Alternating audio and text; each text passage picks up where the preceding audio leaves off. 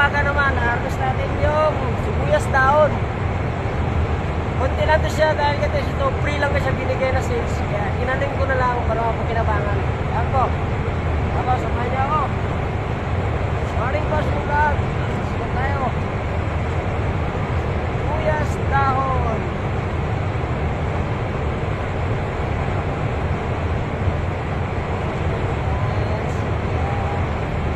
Morning po sa vlog.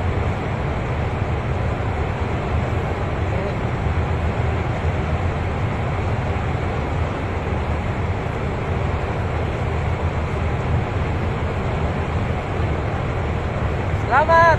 Wow. Thank you, thank you.